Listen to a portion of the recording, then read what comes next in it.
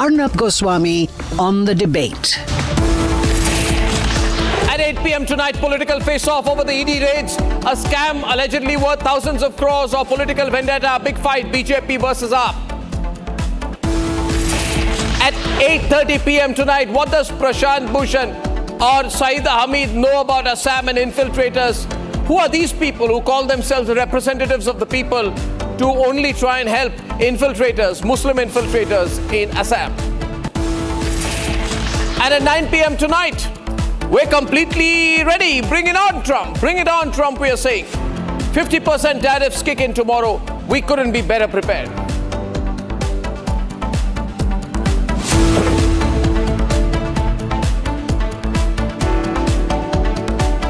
We're starting with a political face-off tonight, which follows the Enforcement Directorate getting active again and searching 13 locations linked to AAP leader Saurabh Bhardwaj in a money laundering investigation. They are saying there's corruption in 5,590 crore rupees worth hospital projects sanctioned by the former Delhi government when he was a minister. Ladies and gentlemen, there were multiple raids this morning, and it's a huge fight here in the national capital. ED officers reaching the residence of Aam Aadmi Party leader Saurabh Bhardwaj. They are now investigating a massive rupees 5,590 crore hospital construction scam. We are here outside AAP leader Saurabh Bhardwaj residence, and this morning ED officials have conducted a search at 13 locations, including his official residence, in relation to the allegations of money laundering, which is related to the hospital project.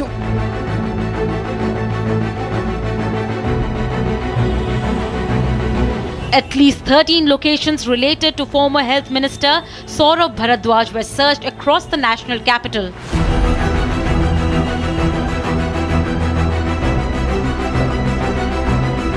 आम आदमी party के पूर्व स्वास्थ्य मंत्री, दिल्ली के अध्यक्ष उनके सौरभ भारद्वाज, आज उनके यहाँ जांच एजेंसी ने छापा मारा है। और छापा भी वही जो चोरी, जो भ्रष्टाचार उन्होंने अस्पताल बनाने में किया, दवाई और उपकरण खरीदने में किया, जिसकी शिकायत भारतीय जनता पार्टी लगातार करती आ रही थी। और हमारा ये मानना है कि सौरभ भारद्वाज हो, अरविंद केजरीवाल हो, मनीष सिसोदिया हो या सत्येंद्र जैन हो, ये सब वो भ्रष्टाचारी हैं जिन्होंने भ्रष्टाचार की गंगा में खूब गोते लगाए हैं। But the Aam Aadmi Party won't change its script. They call it vendetta. ध्यान भटकाने के लिए, प्रधानमंत्री जी की डिग्री के मसले से ध्यान भटकाने के लिए सौरभ भारद्वाज जी के घर पर रेड की जा रही है ईडी की। और मजाक है, बच्चा भी हंसेगा इस बात को सुन के कि सौरभ भारद्वाज के घर जिस केस में रेड हो रही है वो उसके मंत्री बनने से पहले का केस बताया जा रहा है। सौरभ भारद्वाज पे जो मामला बनाया गया है वो पूरी तरीके से निराधार, झूठा और बेबुनियाद है। आम आदमी पार्टी के नेताओं पे लगातार झूठे केस बना बना के उनको जेल में डालना भारतीय जनता पार्टी, मोदी सरकार की एक नीति बन गई है। Saurabh Bhardwaj's colleague in Aam Aadmi Party, former Health Minister Satyendra Jain, is also under the scanner. He has already been jailed in the past in another scam. The ED is investigating the possible systematic manipulation of project budgets, misuse of public funds, and collusion with private contractors. Will Team Kejriwal cooperate?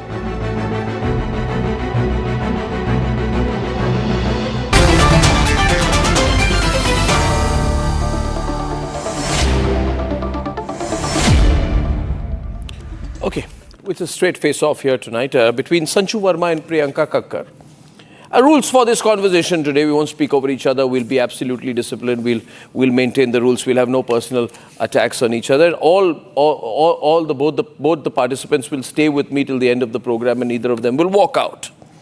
So, having said that, Priyanka Kakkar, see, let's get this persecution vendetta thing out of the way and come to the basics, because then we'll waste the entire time we have on, vendetta.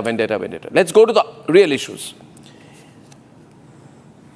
None of the 24 hospital projects worth 5,590 crore which was sanctioned are fully completed even today. 1,125 crore ICU hospital project promised 6,800 new ICU beds. Huge spending happened, not even half is complete.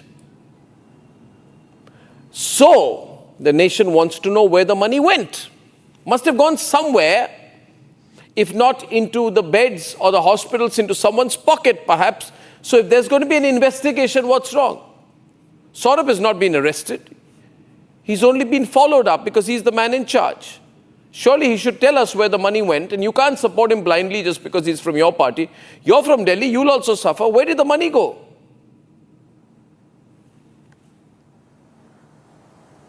Arnabji, there are few things that I must first correct.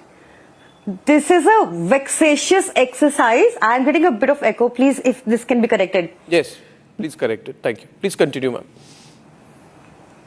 So this is a vexatious exercise where multiple agencies are investigating the same cause over multiple people repeatedly. Please understand this.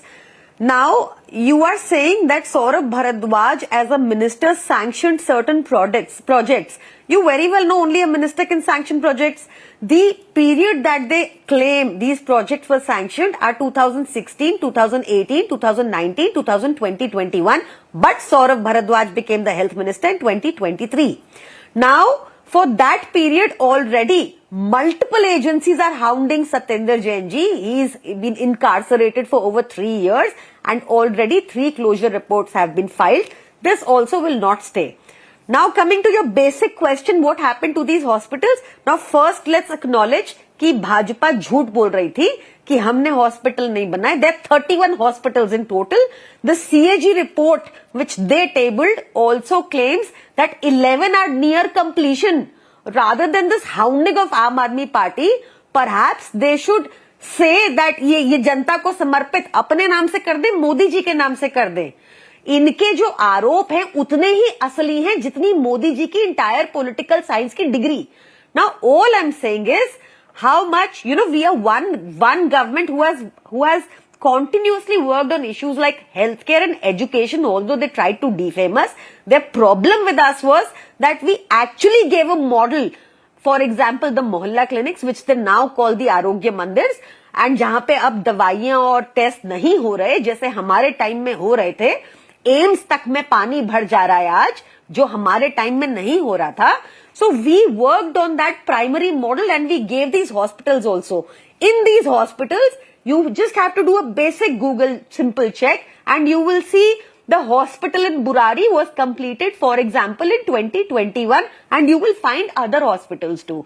Now what I am telling you, see, I am learning of the charges through you, but even then I know the facts and I can tell you the complainant in this case will be another Bhajpai who has previously filed a frivolous case against us, which has been closed. I assure you that.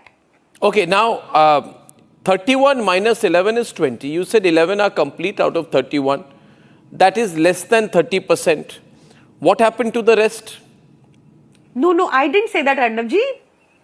Arnabji, I didn't say that. See, if we are talking about deliverables, you may question us. Like you may question Modi ji about the smart city, like you may question Modi ji about the bullet train, like you may question Modi ji about electoral bonds also perhaps. That is a different issue. Now, I need to comment. Where is the scam? They just want to manage optics and headlines. I would like to tell you this. I would like to tell you this. The same cause. Okay, so I would just like to say this to you. I need to come in now. Before you come in, I just want to come in for a moment.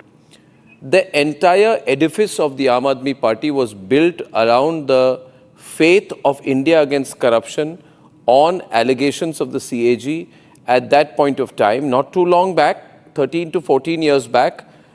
They said, India against corruption, and Kejriwal said, whatever is in CAG is the last word. Whether it is on 2G, whether it is on any other scam. Now, the same CAG is pointing out flaws here right now. There are delays and extra spending has happened. No, not the CAG, Arnab.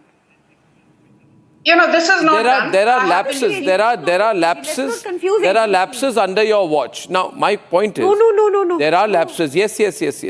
No. See. I'll just tell you one thing. Just one point. So she doesn't. No. So Priyanka, you don't get away by just saying no. See, I'll tell you. Listen here.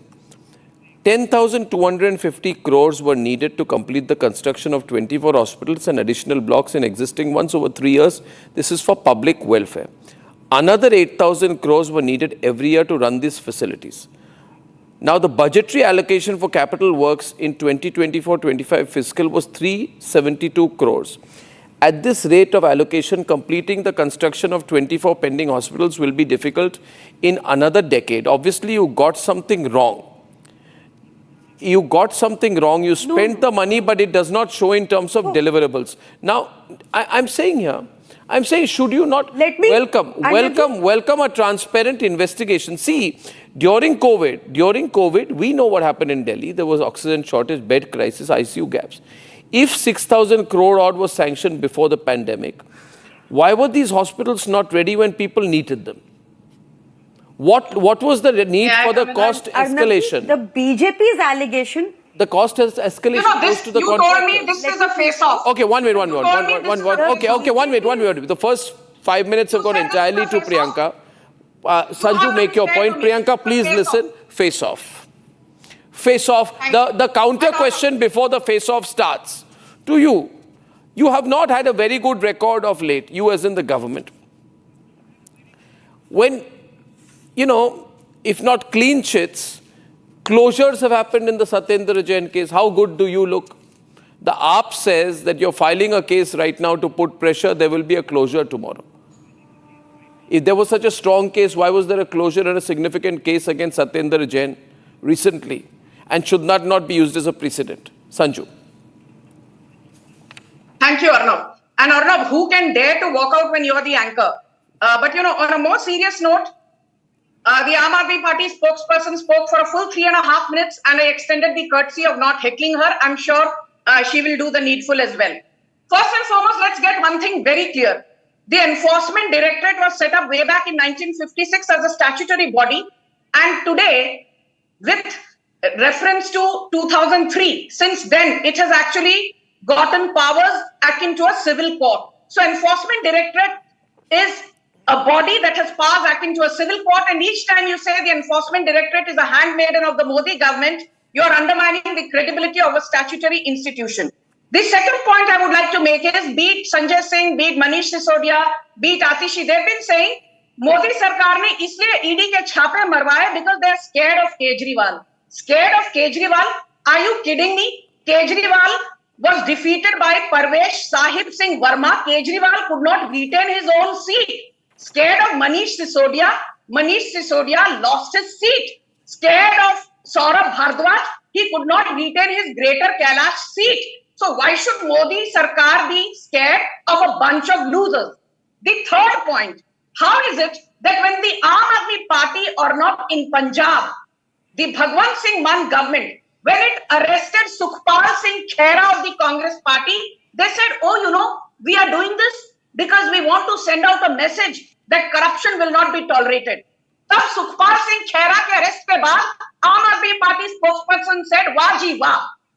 When Bikram Singh Majithia was arrested a couple of weeks back, Aam Aadmi Party's Kejriwal said, wah ji wah, we want to cleanse Punjab of the drug menace. When there was an FIR issued against Amrinder Singh Raja of the Congress Party, the Kejriwal dispensation said, see, Bhagwant Singh Mann is doing a great job by filing FIRs left, right and center, arresting people like Bikram Singh Majithia, arresting people like Sukhbinder Singh Randhawa, who was the former deputy CM of Punjab. Matlab, aap karo to sab sahi hai. If you arrest Majithia, you arrest Sukhpal Singh Khera in Punjab, you arrest Sukhjinder Singh Randhawa, you want people to applaud you. But when the BJP says that, Manish Sisodia is out on bail, Arvind Kejriwal is out on bail, Satyendra Jain is out on bail, the closure report has not happened. This is something Amit Shah has clarified. Amanatullah Khan of Aam Aadmi Party out on bail, Somnath Bharti out on bail, Naresh Balian out on bail, Naresh Yadav out on bail, Sandeep Kumar of Aam Aadmi Party out on bail, Sharad Chauhan out on bail, Prakash Jadwal out on bail, Jitendra Singh Tomar out on bail, Akhilesh Tripathi out on bail, Dinesh Mohania out on bail, Vijay Singla out on bail, Bhaggu Wala out on bail, Manoj Kumar out on bail, Raman Swamy out on bail, Gulab Singh Yadav out on bail. पूरी की पूरी आम आदमी party in Delhi and Punjab, all their top leaders are out on bail. And with reference to Saurabh Bhardwaj, as Arvind Goswami rightly said, there are grave allegations under Section 17 of the Prevention of Corruption Act against both Bhardwaj and Satyendra Jain. A, deliberately delaying the project. Out of 6,800 beds, you barely completed 3,000 beds in the ICU hotel project. Misappropriation of funds, over invoicing of expenses, under invoicing of income, and most importantly, collusion with private contractors. Saurabh Bhardwaj, whether he was then the health minister or not, whether he was the urban development minister or not, whether he was the water minister or not, is not relevant. Did he collude with private contractors? Did he misappropriate funds? What she's saying is, Sanju, you've crossed 3.5 minutes. I'm just coming in for a moment. Because, you know, the unfortunate thing in these conversations, I don't get half a word in. My point is, just to summarize what Sanju has said. See, now you're going to have to do some Atma Chintan. Your pattern is clear. You claim a BJP conspiracy behind everything. Sisodia arrest, BJP conspiracy. Liquor scam probe, BJP conspiracy. Sheesh Mahal controversy, BJP conspiracy. Unspent hospital funds, BJP conspiracy. Seat sharing troubles, BJP conspiracy. Even chili powder is BJP's conspiracy. However, Priyanka, as she has pointed out, when you go to the people and you say, Kuch mila nahi ji, that's not true. That's not true. You have not got a clean chit. Kejriwal has not got a clean chit. Sanjay Singh has not got a clean chit. So maybe you are over-exaggerated things there, right? And at the end of the day, see, if you said health was my strongest... I expect better from you, Arnab, because you know the PMLA laws very well and you know what the PMLA courts held in case of Arvind Kejriwal or Manish Sisodia or Sanjay Singh. So I am surprised at this comment coming from you. Also, let me also clarify this. See, the cause of action remains same. These 31 hospitals are in contention. आप different agency से different लोगों को different time पे hound करते रहोगे तो जिंदगी भर सारे केसेस चलते रहेंगे. आप नया केस बना दोगे closure. Let's go to the moot point. You see, that's a subjective point you made. Let's go to the moot point. किसी और पे हो जाएगा. Let's go to the moot point. 1 minute. Sanju, 1 minute. ये छोड़ दीजिए. ये you know तो मैं वाली बात पे नहीं जाते हैं. There was a 1,125 crore ICU hospital project to create 6,800 ICUs. You'll agree with me. This is important to save the lives of people, right? Why was it not completed? Where are the remaining funds? Why was there heavy spending? Why are you taking their allegations at face value? No, 1 minute. Okay, now if you say, Arnab, don't take allegations at why are you saying okay, now 1 point. Now 1 point. You are saying don't take their allegations at face value. However, if I go through the spending, I went through the spending pattern for healthcare projects lapsed, unutilized and returned. See, Priyanka, you showed a lot of urgency, you as in the Delhi government, in clearing all these liquor licenses. Okay, but if I look at the period 2016 to 17, from then to 2022, you know the area which was worst affected because of your governance, you didn't even bother to spend the money. You were interested in earning the money through the liquor licenses. But you will be shocked to know, Priyanka. So we didn't spend, you will be shocked to know. Let me. No, I'll tell you. Where, see, if you have the money... We pocketed the money or we didn't spend it? What is it? Understand it very well. See, there is a question of intent. 1 minute, let me. No, I need to. There is a question of intent. If you want to serve the people, No, 1 minute. On some projects. 1 minute. Sanju, 1 minute. Let me explain it to Priyanka. Sanju, why are you doing this? It's all going swimmingly well till now. And you've decided that Arnab should not successfully maneuver this program in the right direction. This cannot be a one-way narrative. This cannot be a one-way narrative by Priyanka Thakkar, who's deflecting your questions. And she had the audacity to talk about Modi ji ki degree. Sharam karo. Modi ji was hounded for 20 years. ये देखो, now you're gone off track. आप बताओगे क्या पहनना है, किस time घर आना है, क्या करना है, और आप डिग्री नहीं दिखाओगे? अमित शाह पकड़े जाओगे? 7 साल की सजा हो जाएगी. नकली दिख गई तो कोर्ट में क्यों नहीं दिखाते डिग्री? बताओ, कोर्ट में क्यों नहीं दिखाते डिग्री? इनोसेंट मैडम, इतने प्राउड हो अपनी डिग्री के तो अरे मैडम, आ क्यों रहे हो कोर्ट से? आपके केजरीवाल के I am not like you or you. I am not from BJP. Nothing about me is fake, madam. There was a 3,000 crore Your loss to the Modi Delhi ji exchequer, has a fake thanks to the degree. liquor scam. That is why he is Thanks to the not liquor showing it in scam. court. और क्योंकि केजरीवाल, दिखाते ही your 7 साल की सजा हो जाएगी और उनको पद छोड़ना पड़ेगा। Your Kejriwal vanished. पता है ना आपको, इलेक्शन एफिडेविट में झूठ बोलने की सजा, फॉर्जरी की सजा। केजरीवाल अगर नहीं पढ़े तो घर से बोलने नहीं पड़े। किसी पढ़ाई का मोहताज नहीं होता। But you lied. Your entire existence is a lie. Mohalla clinics are a sham. BJP's existence is a lie. No, okay, Have you been can able you, to govern? thank you, Sanju and Priyanka. Now let me come in forcefully. Can I tell you, ladies, just give me a moment here. Priyanka, may I? Sanju, please, let's not get into the aankhein nikal dungi. All your Mohalla clinic model is a sham. Now, please. How many roads did you build? Now, please. How many bridges Now, did you please. build? Dumb How many arguments. hospitals did you build? Arnab ji, I need somebody who knows better did not knowledge build of a single laws, flyover. who knows You how to did not build a speak, single who has bridge. better You did not arguments. build a single ये क्या रिफ्राफ बुला लेते हो आप हर बार? You did not build a Don't single call her riffraff and all hospital. that, You're lying. You did not build a single hospital. Well, she's making personal comments. How long do you want me to stay quiet?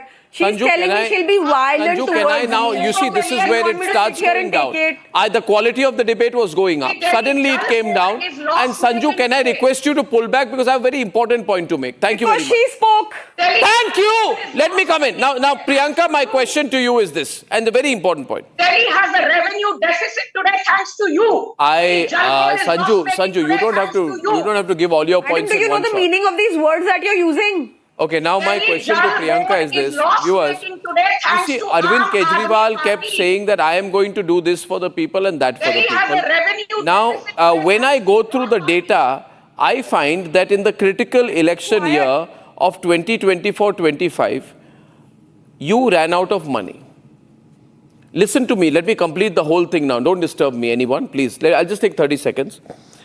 You kept saying that we are going to do this for the people, that for the people. In the first 3-4 years, you overspent in some areas, okay? Then you underspent for the first 4 years, which is why during COVID there was a terrible situation because people were gasping for oxygen and beds. You had not done the work. There was 56% underutilization of funds, which means the money was being used somewhere else. Thank you, Sanju. Now, most important point here is that you needed thousands of crores to complete your promises. But in 24-25, the allocation for capital works was just 370 crore. Which means at the end of his term, Kejriwal and Atishi Marlena put their hands up and says, "Kuch hone wala nahi hai. Na paise hain, na अस्पताल banenge, na ICU banenge." Now, if you go through this, my question is, you can't blame the LG for that. Arnab, can I please? Why did you allocate only 370 crores when you had 24 pending projects, when you knew that you needed more money, but the money was spent somewhere else, which means you were not spending money to fulfill your own promises. No, let me. These are checked numbers. Okay, too many allegations coming at me. Let me speak. You need 10,000 crores. You allocate 370 crores. How fair is that? Arnab ji, you'll have to let me speak. Hospitals built On the by the first Aam Aadmi day Party, when name 10 BJP government hospitals. came, You said oh you my guys built God. 31 hospitals. Can you name 10 Madam, hospitals? please. Sanju, please let her answer my question. Please. You name Let her answer my question, yeah? Please, yeah? Thank you, Sanju. Please. Be so kind. Mercy, man, mercy. Thank you. You're giving her a free pass. Name 10 hospitals built by Kejriwal. Arnab ji, I am saying you will recall the first. 10 hospitals. हाँ मैं बता देती हूँ, मैं इतने निकाल लेती हूँ. Let me answer Arnab's question और मैं आपको पूरे आंसर दे के जाऊंगी. मोहल्ला क्लिनिक. अरे no Sanju, please. Sanju, please. डालिए Burari. What about it? Back to 3 windows. Now, calm down, please. Calm down, both of you. इतने आप वो गूगल करो, मैं आप बता रही हूँ. हाँ. All I'm saying is Arnab ji, that the one, let me factually correct you from what BJP is alleging. They are claiming one incomplete hospital of 2016 and then they are claiming irregularities in the other. This is BJP's allegation. One, that. Secondly, you will recall LG's. Arey, your challenge accepted. Wait, let me answer first. A challenge accepted. Keep quiet. Wait for your turn, madam. थोड़ी सभ्यता सीखिए. Vaccine scam. थोड़ी.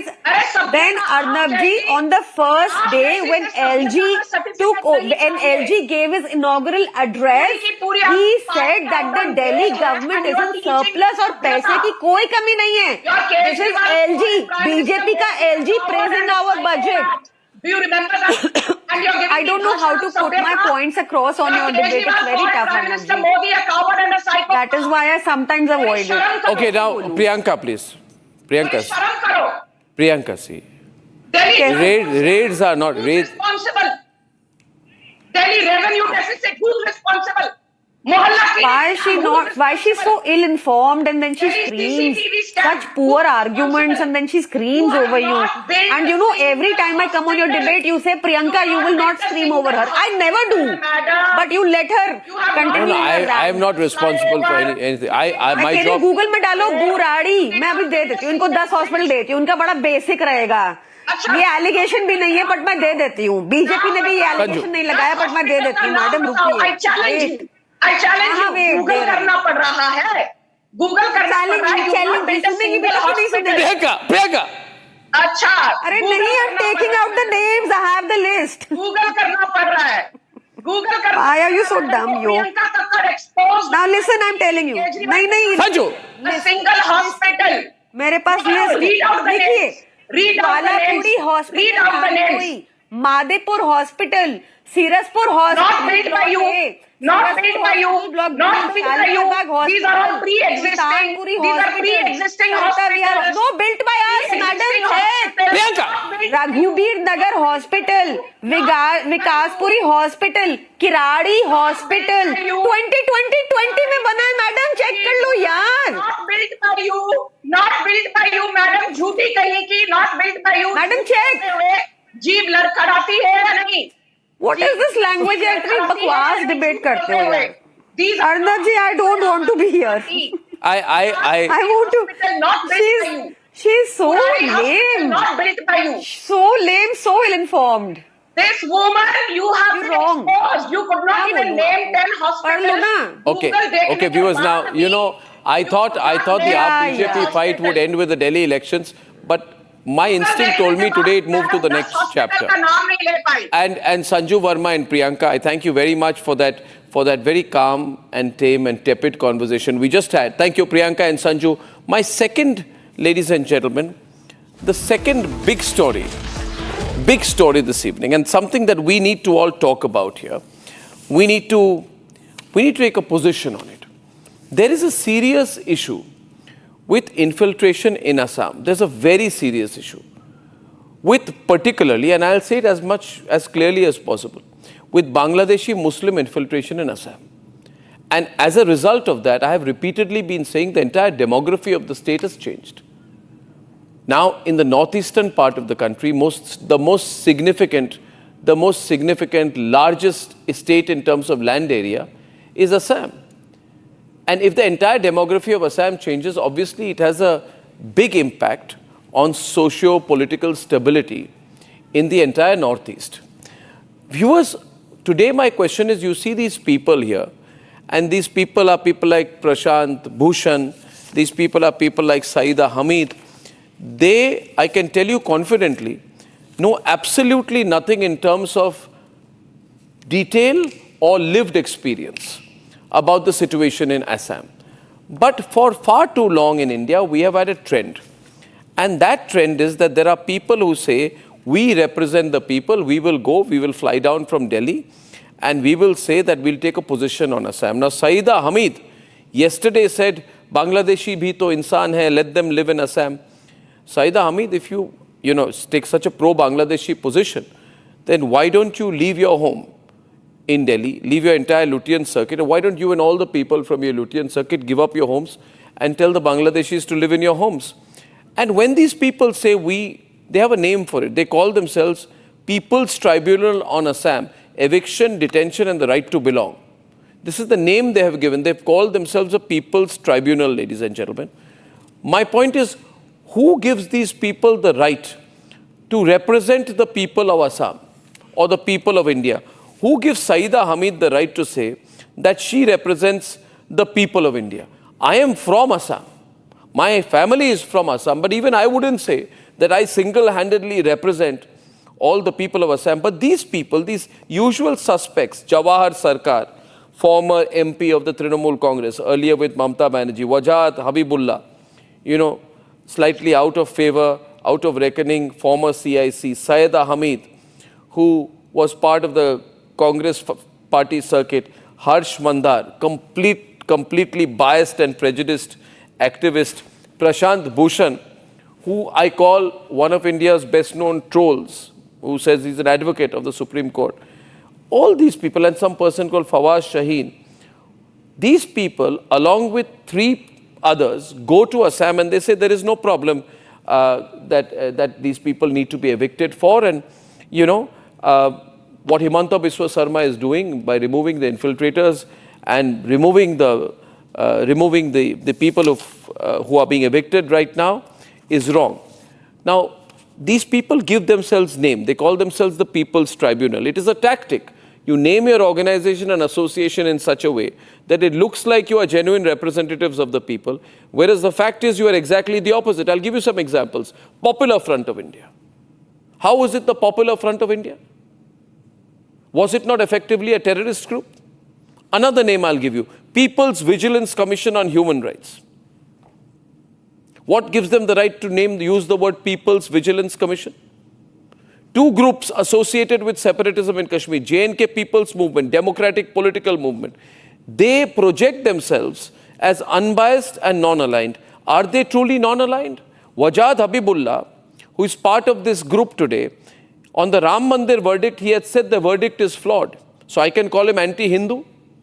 Therefore, I would say that Wajahat Habibullah, being anti-Hindu, has a vested interest in the Hindu population in Assam going down. I can draw that inference. Nadeem Khan, National Secretary of the Association for Protection of Civil Rights, was booked by the Delhi police for quote-unquote hatching a criminal conspiracy. Prashant Bhushan has contempt for nationalists. He says honoring murderers, rapists, terrorists, that is our Hindu Rashtra Brigade. He hates Hinduism. He hates the word nationalist. Therefore, I'm asking tonight, who are these people after all? Who are these people? These are the usual suspects. These are the people who will turn up questioning the abrogation of Article 70. They will ask for sabut on surgical strikes on Pakistan. They will cry foul about India's democracy. They will say you should not believe the EVMs. These are the usual suspects, an elite group of Delhi people sitting in their ivory chairs, self-appointed people. Self-appointed people who have now taken a pro-infiltrator stance. And if they are the real representatives of the people, I want to know where are the Assamese in this so-called representative group? How many Hindu Assamese are there? Because the Hindu Assamese feels threatened. Why is there no Hindu Assamese in their group? What is the proportion of Hindu Assamese in this group? If you're representing people, are they not representing the locals? Are locals not people? Or is it only Bangladeshis who they want to support? Ladies and gentlemen, this Khan Market group, this Lutyens Brigade, has to be exposed. Because it is not the demography of a state which is at stake. It is our sovereignty which will eventually be at stake. This is what happened. Then we'll debate.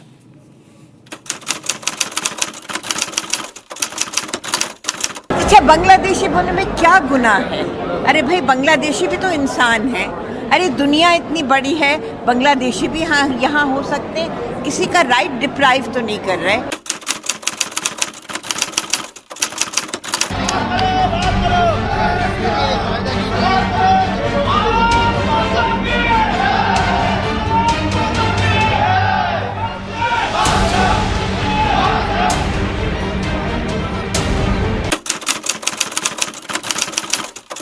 Bangladeshi, it's become a curse word now. It's become a horrendous word now. अगर आ भी गए हैं कुछ Bangladeshi, okay, so sit down with them, negotiate with them and escort them back.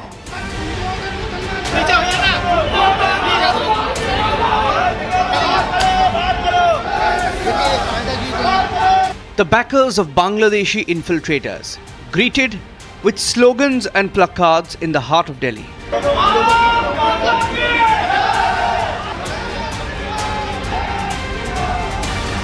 हमारी demand है प्रसाद भूषण और सैयदा हामिद जब बांग्लादेश और रोहिंग्याओं को बसाने की बात कर रहे हैं, ये देश भारतीय लोगों का है, भारतीय मुसलमानों का है, भारतीय हिंदुओं का है, ना कि बांग्लादेशियों का है। When confronted, they had nothing to say in their defense for Bangladeshis living illegally in India. It's a normal question. What would be your say? And don't you think that this will be the rights of Indians to be deprived? Why are you pressing the mic on my hand? Ma'am, what would be your comment? Your mother, okay? I'm like your mother. Don't do it. I'm like your mother, okay? Don't do it, okay? Just asking the questions as to what you have to I will talk in the press conference. Sir, but then please understand why. Arvind Goswami is a pathetic toady of this government. I don't talk. Sir, just once, please answer. Sir, why are you supporting illegal infiltration? Sir. The rhetorics of hostility people with If the government is convinced that X is an illegal immigrant, there's a process. You collect the evidence, establish that the person is a foreigner, you deal with the other government, and you hand over that person. From New Delhi to Assam, the message is clear. There's no place for infiltrators in India. घुसपैठियों की बढ़ती संख्या चिंता का विषय है। बिहार के सीमावर्ती जिलों में तेजी से डेमोग्राफी बदल रही है। इस खतरे से निपटने के लिए मैंने डेमोग्राफी मिशन शुरू करने की बात कही है। बहुत जल्द ये मिशन अपना काम शुरू करेगा। हम हर घुसपैठियों को देश से बाहर करके ही रहेंगे। देश के भीतर बैठे घुसपैठियों के समर्थकों से भी सावधान रहिए। जान जाइए कौन घुसपैठियों के साथ खड़ा है। कांग्रेस और आरजेडी जैसे दल बिहार के लोगों का हक छीनकर घुसपैठियों को देना चाहते हैं। The sympathizers of these infiltrators can hide no more. The message is clear. The real vote chori and veiled backing of illegal Bangladeshis has to stop.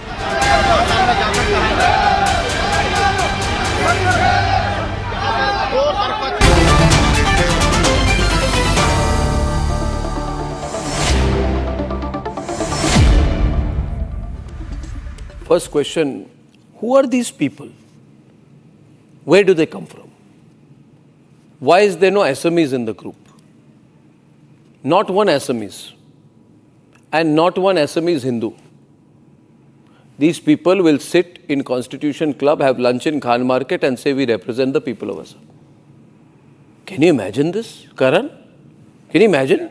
It's unreal, man, Karan. Unreal. People's Tribunal in Assam. Where are people? Which people? Arnab, these are the Who appointed them? Who were a part of the NSC. You remember the National Advisory Council? Yeah, all Congi group. Manmohan Singh, Harsh Mandir. These people were busy writing mercy petitions for Afzal Guru and Ajmal Kasab, you would remember. At the same time, they would oppose CAA. Yeah. Talk about humanity. Their humanity took a backseat when we spoke about CAA, which was giving citizenship to the persecuted Hindus, Sikhs, Parsis, who were already there, by the way. And now these people, they were the ones who drafted the communal violence bill, who opposed the Sardar Sarovar Dam's height being raised, who opposed infrastructure, critical infrastructure. These are the same people, Arnab, this virtue signaling band of hypocrites, the bluff that you've called out loud. And then they camouflage as those humanists, masquerade as them. Arey, inke bhi to arman hote hain. One of the people sitting there is G.K. Pillai. Now, G.K. Pillai was Home Secretary when Chidambaram was Home Minister. Yeah. What did he do? Now he's sitting there. He's been a failure as the Home Secretary. How much infiltration did he stop? Did he tell Mr. Chidambaram, I will resign as Home Secretary if you don't act on this issue? Nothing. He was quiet then. Now, retired many years back, he wants to sit there and tell you people that I'm going to talk about infiltration in Assam. What does he know? Now, see, we are going to have to throw out the infiltrators, Harish, Muhammad, Ibrahim and Arco. We are going to throw them out, and we are going to throw them out really fast and very clearly and very brutally. That's the only way to do it. And by the way, it's happening in Assam, it's going to happen in Bengal. All the infiltrators you have brought will be picked up, identified and thrown out. Arco, you know, these people, they have said they've given a field report. They are pro-infiltration. Why should anyone listen to them, Arco? These are the same people who go to the Supreme Court to help Waqf. These are the same people who go to Pakistan and speak against the government of India after the abrogation of 370. They go to Pakistan, you know, Arco. They go to Pakistan. You will support them here now. So far as, Arnab, no, I would be very clear, infiltrations of any kind from any country to our country for any religion is not acceptable. I don't keep saying any. What is it? Come to the point, no. Any. Why are you giving so many riders? You're not confident? No, I am not confident because you just now accused somebody for going against the Waqf in the Supreme Court. It is his right. If he feels that the government is wrong in... Yeah. Did I say it's not his right? He doesn't exercise the same right. He doesn't exercise the same right when Assamese can't speak. As Assamese can't speak Assamese in Assam. Tomorrow, Orko, somebody tells you don't speak Bengali in Kolkata. Will you accept it? Suppose I say to you, you can't speak Bengali in Bengal. Given the right, will you accept it? To Supreme Court. No, we cannot speak Bengali in any other part where BJP is in state government. No. Don't create this hysteria. There's nothing like that. Nothing like that. Nothing like that. Lot of cases are being filed. Nothing like that. Absolutely. Nothing. Bengalis are unsafe. I live in Uttar Pradesh and NCR. I speak Bangla every day. Nobody's arrested me. Don't lie to the people. Don't be a liar. Arnab, nowadays the criminal law with arrest, we refer to the Arnab Goswami case. So let us not talk about your arrest because... Yeah, you're fine. You people arrested me and now use my case where you were told that you were cheats to arrest me. There was no argument. We did not arrest you. Anyway, your government files one case against Republic every week. Republic Bangla every week in Bengal to keep yourself occupied. I am repeating... Harish repeating once again, infiltrations are not to be entertained, but at the same point of time, religious persecutions cannot be allowed. Infiltrators are infiltrators. Now, Harish, this lady, Saida Hamid, who knows nothing about Assam, nothing about the country, she knows nothing, I'm sure. She says, you know, they have a right to live. And then another person, Harsh Mandar, says, if there's a problem, have a negotiation. How do you negotiate with infiltrators? Can you tell me, how does one negotiate? Suppose Karan is an infiltrator. Why don't India Suppose Karan is an infiltrator. How would you start a negotiation with him? How do you go to an infiltrator and negotiate? If necessary, India can declare that refugees will have no rights in India. Yeah, and infiltrators have no rights. Refugees. It doesn't have to irrespective of anything. 1 minute. Harish, how does one... The government can always go up in the United Nations and say this. How does one negotiate with an infiltrator? I'm sure the government will go and say that we are not going to tolerate any rights for the refugees. And refugees have no rights. Infiltrators have no rights.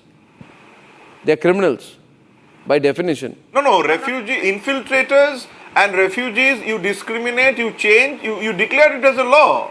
And let that be in the United Nations. Yeah, please come in. The government. No, let me get Harish in. Harish, how do you negotiate with an infiltrator? Enough majority. How do you negotiate with an infiltrator? Yes, give me a second. Rest of us, please be mute. Arnab, there is always, when democratic countries like India, we have right from 1971 Liberation War, we have hosted all kind of infiltrators from across the borders. And for the matter, West Bengal, Tripura and Assam holds almost 4,000 kilometers. Just one question, Harish, to you. Harish, I have one question to you. Let me answer. Just one question only to you. One question only to you, which will make this discussion very real. My question to you is, And you have to my question to you is, suppose Tamil Nadu. Suppose Tamil Nadu had a border with Bangladesh. Okay. And so many Muslim infiltrators came into Tamil Nadu that one day you found, listen to me, Harish, one day you found that Tamil Nadu became a Muslim majority state. Because of infiltration, Tamil Nadu became a Muslim majority state. Tamilians don't see anything like you as an Islamophobia lens. I'm not Islamophobic. I'm saying would there be a demographic impact? Your narrative is an Islamophobia. No, I'm saying would there be an impact if infiltrated? I'm not against the organic growth of population. I'm not against the organic growth of population. Hindu population, Muslim population should all be controlled in my view. But my question to you, Harish, you're getting uncomfortable with the question. Be silent. Let me answer you. You're getting uncomfortable with the question. My question is, why don't you listen to the question again? Listen to it once more. Listen to it once more and I'll explain myself. Not related only to Tamil Nadu. Suppose I say Gujarat. Suppose Gujarat. Suppose the population of Gujarat, suppose there was so much Bangladeshi infiltration to Gujarat that one day you woke up and you found that you can't speak Gujarati in Gujarat. And Gujarat is more than 50% Muslim majority. What would happen to the demography and stability of Gujarat because of the infiltration? I clearly got your query. This is what has happened in Assam, Harish. Okay, you can. This is what has happened. You may not believe it, but this is precisely what has happened. Oh God, you are asking a query. The BJP has to come into the debate. No, the BJP. After Harish, I'll bring you in. I'll let Harish reply once and I'll bring you in. Give me a second. There has been any kind of infiltration for that matter which harms the internal security has to be dealt with. There is no second doubt about it. And number two, as a part of United Nations Human Resource UNHRC, we have to make sure that India being abided with all kind of humanitarian complications, humanitarian implementations, which has to be done across the borders, whether it is sharing with Assam or even for that matter, in Tamil Nadu host almost all kind of refugees from Sri Lankans. But what kind of treatment which has been given? We are not saying that infiltrated has to be treated with garlands, but the infiltrated has to be treated with humanitarian process. Humanity? You see that? One minute. Humanity? You've taken over a state. You're destroying the stability of the state. Humanity? Give me a second. You want to go to an infiltrator and say, sir, please, kindly, please, come to my house, have dinner and go back to Bangladesh. Tamil Nadu hosts almost 90,000 infiltrators from Sri Lanka and everyone has been treated with dignity. Okay. These all kind of shout when you say Sanju Verma, you're shouting. Okay, Sanju. Okay, if Sanju is coming, then we all can go on mute. Let her finish and keep the show for her in her hands for almost 90 minutes. God. And she never speaks with purpose. With all kind of diarrhea, she's going to spew venom. Okay, go ahead. Please keep quiet. I did not get personal with you, so shut up. Stop being abusive. Stop being abusive. Stop being abusive. Nothing but a diarrhea. Nothing but a diarrhea. Go ahead. You are a moron. Shut up. Shut up, you moron. You are a buffoon. अरे भाई साहब शांत हो जाओ. Yes, fine. I have seen your previous show and was laughing. अरे भाई साहब शांत हो जाओ. You are just a diarrhea from BJP person in the name. This is what you do every time. Okay, guys, can we stop this moron, buffoon business? I don't like it. I don't like it. It's not appreciated. Please continue. Go ahead, spew your venom. Come on. No, because when he was talking, I was quiet. You do. Yeah, but I told him no buffoon, no moron, both sides. Please cease that.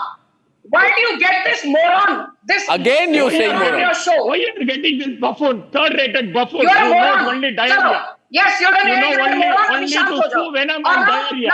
You are a clown. Arnab, can I please come in? I did not heckle this man. BJP has wonderful spokesperson. Harish, you can stop at that point, please. And Sanju, no Islamist, no moron, no buffoon. Thank you. Please. Yeah. No, Harish, please stop. BJP has wonderful spokesperson. Why are they sending like that, such a kind of buffoon? Yes, thank you. I don't need your certificate. Shut up now. I listen to you. You make it personal. If you make it personal, I will give it back to you in the language that you want. Move on, move on. You Islamist moron. Now, no moron, no nothing, no buffoon, please. You are a Sangi buffoon. Okay, Arnab, let's get one thing. Harish, please. Harish, please. Harish, you also don't. Stop it, Harish. Okay. When he was talking, when this moron was talking, I was quiet. Islamist moron, shut up. Stop, please be quiet. Yes, you Sangi buffoon, diarrhea. Now let me speak. You stop first. Yes, let me speak.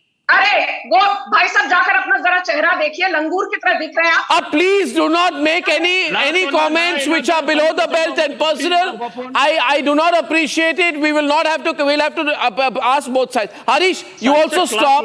Nobody makes any references which are regrettable, and I personally dissociate from personal references made on this program. I'll edit it to the best of my capacity. It's a live program, however. Please continue. Calm down. No, because yeah, go to the subject. For 10 minutes, I was quiet. You do this deliberately. The moment they start speaking, you get the other side. You do this Sanju versus this, and then you sit back and you enjoy. I can see through your narrative or not. Now, please let me speak. Otherwise, I am to be blamed for all this. This is ridiculous. I'm trying to control it. Yeah. Can I now? Thank you. The limited point is this. Himanta Biswa Sarma, the Assam Chief Minister, has said that the rate of growth of Muslim population in Assam is 34%. The rate of growth of Hindu population is not even 10%.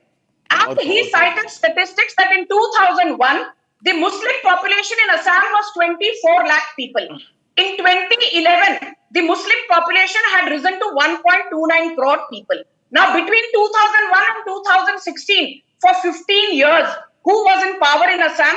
It was a man called Tarun Gogoi, the father of Gaurav Gogoi, who was the Chief Minister of Assam. So I want to ask, if population in 10 years during Gogoi's tenure rose from 24 lakh to 1.29 crore, that could not have been organic growth. It happened, as Himanta Biswa says, due to inorganic growth, due to Bangladeshi Ghuspetias, Rohingyas, and why should Rohingyas be given protection and shelter at the cost of Indian taxpayers? Why should Bangladeshi Ghuspetias be given shelter, protection at the... Come on, answer, Orko. Why are you quiet? Because you don't have a reply. Because you've done worse in Bengal. And you know what? You came to power saying that you would stop this in Bengal. You worsened it. Orko, come on now. Mamata Banerjee cried in Parliament about infiltration. She cried at one time. Now she supports it. Let me answer. Everybody has understood. Yes, I am absolutely in agreement with Sanju Verma so far as the using of the state's fund for maintaining the infiltrators are concerned. It is absolutely horrendous, cannot be accepted. But why and how they are entering the borders, why the BSF and the Home Ministry is failing is something the Parliament and the country needs to know. Yeah, and you have no responsibility in allowing them in and telling them that I will help you get into the electoral roles. If Bangladeshi, I will help you. Well, ladies and gentlemen, that's been a really hot debate, but when I come back, a hotter debate. Why we say, hashtag ahead of the tariffs, bring it on, Trump, bring it on. Time for a quick breather. Arnab will be right back with the debate. QS&THE, the world's foremost university rankings organizations, have ranked Amity amongst the top 3% universities globally, making it among the very few Indian universities to be included in both rankings. Yet another top ranking for Amity University.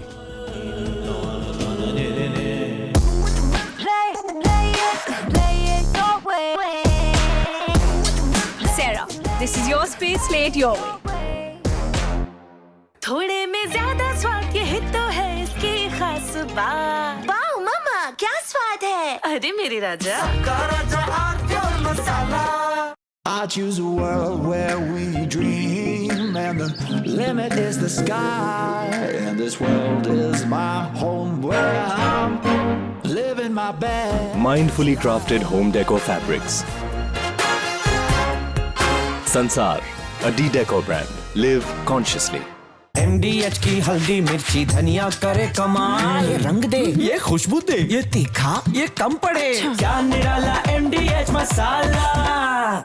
Hi, this is Chef Ranveer Brar, and I'm here to tell you that also gives me the license to guarantee you brilliance on behalf of IIHM. Join International Institute of Hotel Management. थोड़े में ज़्यादा स्वाद ये हित तो है इसकी खास बात। वाओ मामा, क्या स्वाद है? अरे मेरे राजा।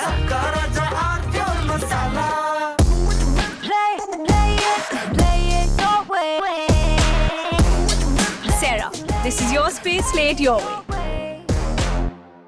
In another world, an element is born. Introducing the Phantom Black Edition by Grand Vitara.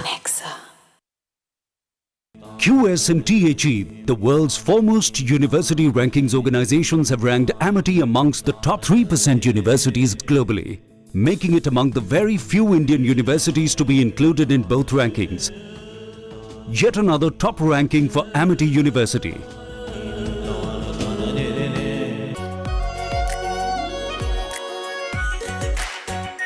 Our pure Shahi Paneer Masala. Delicious, healthy, every day. इसको घर पे लगाओगे तो शादी का तो पता नहीं, पर घर पक्का नहीं टूटेगा। रुंगटा नहीं तो घर स्ट्रॉन्ग नहीं। रुंगटा स्टील TMT बार एकदम solid.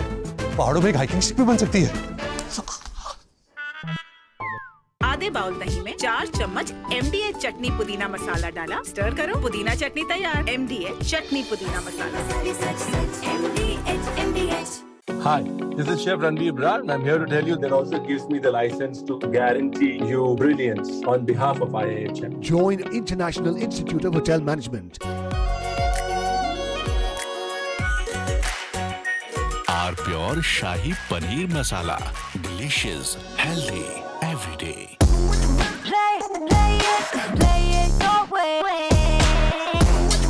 Sarah, this is your space, play it your way. But we stopped a lot of wars, including, you think about it, India and Pakistan, which was probably... Namaste, my name is Amish Tripathi. I support this initiative by Republic TV, Republic for Sports, our sports. India needs to grab many more medals at the Olympics, Asiads and all the games.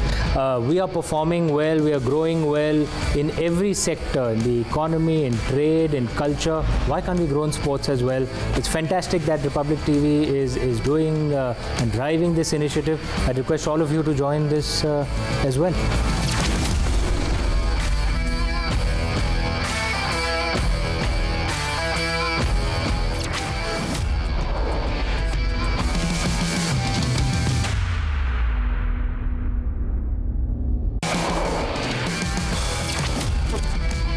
नमस्ते, मैं हूँ Swati Mishra. Republic ने are for sports नाम से एक नई मुहिम शुरू की है जिसमें आपका साथ, आपका सहयोग, आपका सपोर्ट चाहिए। तो आइए इससे जुड़िए और इसको अपना साथ और प्यार दीजिए।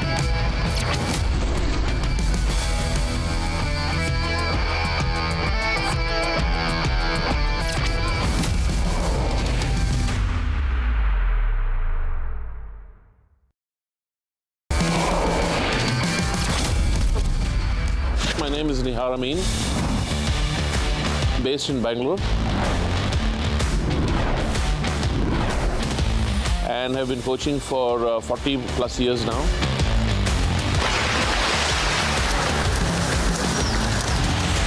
The highest performers in Indian swimming in the last 20 odd years have been from my stable, basically Sandeep Sejwal and Virdaval Khade, and who won Asian Games medals.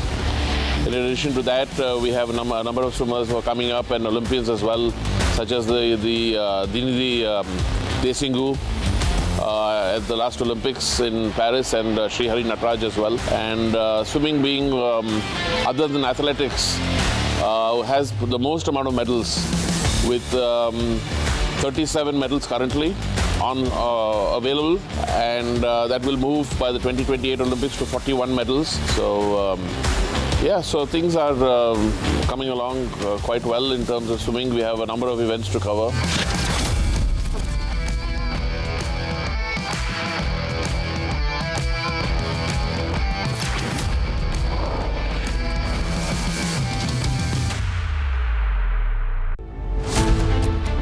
Trump rants, India roars back.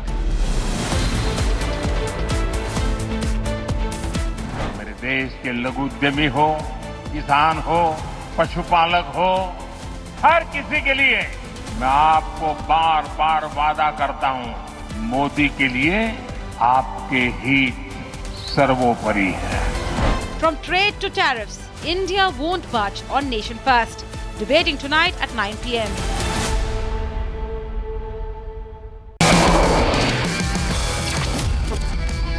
नमस्ते, मैं हूँ Swati Mishra.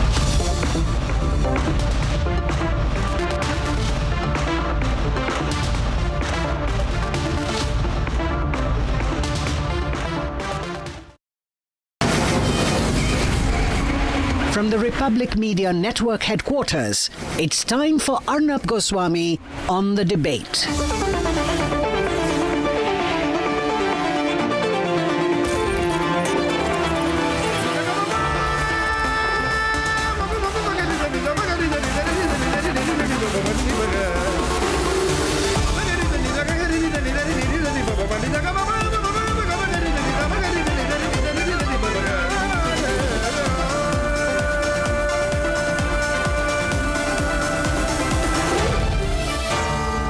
Arnab Goswami on The Debate.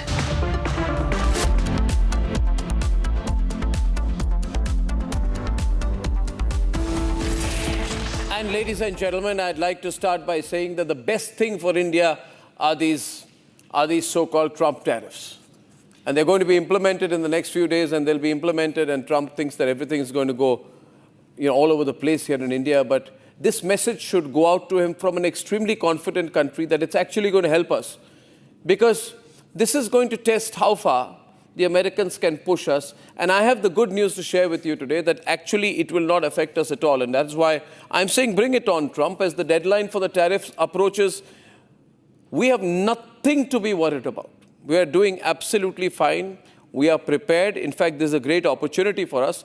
And I want to put out a few clear statistics which the Americans need to understand. First of all, our foreign exchange reserves are almost $700 billion plus. That's a lot of money. So we have a lot of money. We have sufficient cover for almost a year of merchandise imports, which we won't need, but we are totally covered. We are very strong, ladies and gentlemen, extremely strong. Secondly, the experts know, which is why you see that despite the Trump tariffs, the IMF actually upgraded India's forecast to 6.4% growth GDP for both 24 and 26, maintaining our status as the world's fastest growing major economy. Imagine how much Trump is burning at that. The real economy that's dead is the American economy. China is growing only at 4.8%, right? So we have an upward revision after Trump tariffs. That's how strong our economic base is. Fundamentally, only a very minuscule part of our exports are going to be affected. Totally, it is expected, ladies and gentlemen, that 95.2% of total exports are unaffected. Only about 4.8%, totaling about 40 billion, which is still a fraction of the trade with the US is affected, which is a very small number for a big country like India. So we are totally unaffected. The second reason why we need to be very confident in the present situation is that Trump is not going to be in power for too long. The way he is going, let me tell you this. He will not be in power certainly after January 20th, 2029. India will go much stronger by then. But keep in mind there will be midterms in a short while in America. And Trump will become lame duck after that.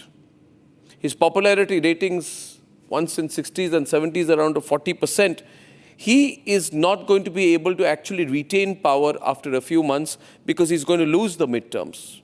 Mark my words, you can keep this video. This man has picked up too many fights all at once, and sooner or later, it's going to haunt him. His own sort of MAGA, Make America Great Again base is going away. And so he is going to be in big trouble, politically in his own country and globally around the world. Everybody thinks that he's overextending himself, he's pressurizing people too much. Now, there is another point that I want to make here. We must also be careful and not give the impression that we are going into the China camp. After all, China has not been our friend, ladies and gentlemen. China has not been our friend during Operation Sindoor and before that. We know. We have an ongoing conflict with China. We have an unresolved border dispute with China. And as the Prime Minister prepares to go to the SCO summit, Shanghai Cooperation Organization, I would say that while I'm all for working on a Russia, China, India, RIC dynamic, I would say let's be cautious. We must not project an impression of being over-enthusiastic about this group. Yes, we are civilizationally closer to China, and China is to Russia. So there's a civilizational, we are vast and old civilizations, not just modern nation states like the USA. We are ancient civilizational powers with deep-rooted cultural, spiritual, philosophical traditions. We have a shared history, knowledge exchange. We have the Silk Route, and of course, we have an old relationship going on with China. But to the government, I would say, don't have just an economic relationship with China. If the feeling is in some circles in government that we need China, we need Russia, remember China needs us as well. If we are to deepen economic relationships with China, then we must make these relationships linked to strategic assurances. We must negotiate hard. We must have a relationship that is geopolitically in our favor as well. Firstly, it is an alliance in mutual interest. We must avoid going to Beijing with this feeling that, Beijing and India are now going to have a completely new relationship. First, we must have a long-term, overt, covert, or whatever, as transparent as possible, strategic understanding with China, so that they don't do what they did during Operation Sindoor. They don't do anything that compromises our territorial integrity and sovereignty. Any resolution of the boundary dispute must be negotiated. And this is a good time for it, but it must be negotiated without any strategic disadvantage or territorial disadvantage to us. That is most important. And we must also tell the Chinese that if they want to use Pakistan to contain us while extending a hand of cooperation in trade, then we must be clear, we must talk to them and tell them that this is our red line. You can't cross the red line on that. You have to understand our strategic equation and our strategic needs as well. The point I'm trying to make is this, that we must not get into only an economic relationship with China at this point of time, seeing China as a counterweight to America on the tariffs issue. We must not do that. We must establish a mutual relationship, a new one, but it has to be based on our sovereign and strategic interests. This is a good time to do that. That's food for thought. I hope the government is thinking in that direction, because economics cannot be delinked from strategy. Now, as far as Trump, and going back to Trump, viewers, absolutely no need to worry about Trump, because Donald Trump says that the Indian economy is dead, but if actually anything is dead or dying or collapsing, I can tell you confidently this man is going to be out of power sooner than he thinks. His approval ratings, ladies and gentlemen, some polls show 38% approval ratings. He's having to go on Truth Social to argue for himself that no, these approval ratings are false. He's saying that he's going to cancel the licenses of big American networks because they're against him. It shows his inherent insecurity, ladies and gentlemen.